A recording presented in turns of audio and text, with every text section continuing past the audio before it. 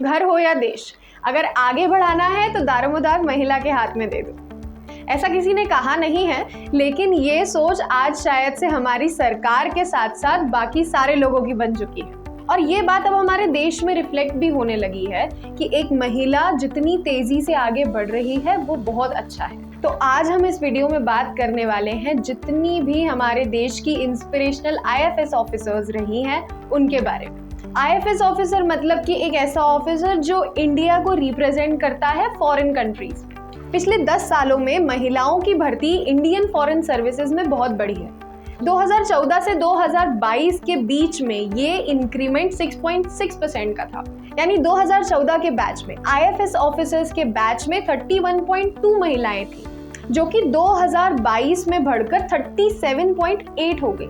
खासकर 2018, 2019 और 2020 में महिलाओं की भर्ती का जो प्रतिशत रहा है यानी परसेंटेज रहा है वो 40% से ज्यादा रहा है। Isn't that amazing? लेकिन आज जो आप ये सिनेरियो देख रहे हैं ऐसा हमेशा से नहीं था। हमारे देश की आज़ादी के बाद भी काफ़ी महिलाओं को इन सर्विसेज में हिस्सा लेने के लिए या इन सर्विसेज में काम करने के लिए बहुत सारी चुनौतियों का सामना करना पड़ता था। अगर किसी महिला की शादी होनी है तो उसे पहले सरकार से परमिशन लेनी पड़ती थी, और इसी के साथ साथ जो बड़े पद हुआ करते थे उनमें महिलाओं की नियुक्ति इम्पॉसिबल थी। लेकिन कहते हैं ना कि जब किसी भी तरीके की परेशानी होती है तो उसको सुलझाने के लिए एक महिला ही सामने आती है। तो इस केस में भी कुछ ऐसा ही हुआ। एक महिला ने कोर्ट के सारे लॉज को चैलेंज किया और जीती भी। इस महिला का नाम है सीबी मुथम्मा, और इसी के साथ इंडियन फॉरेन सर्विसेज में एंट्री लेने वाली पहली महिला थी सीबी मुथम्मा।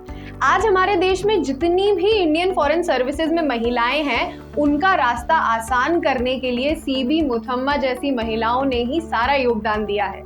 अब बात करते हैं उन महिलाओं के बारे में जिन्होंने इंडियन फॉरेन सर्विसेज में अपनी अलग पहचान बनाई है। सबसे पहली के बारे में हम आपको बता चुके हैं, जो है सीबी मुथम्मा।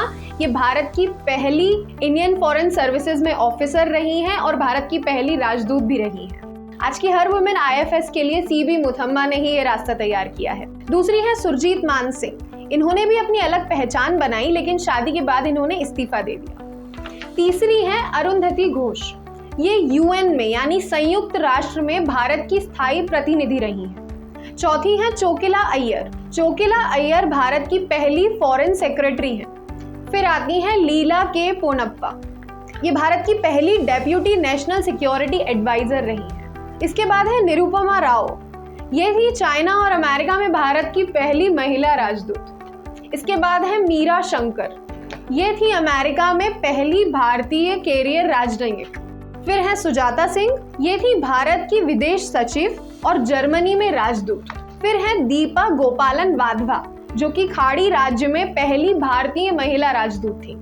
अगली है नेंगचा लोवूम, जो कि विदेश सेवा संस्थान की डीन रह चुकी हैं।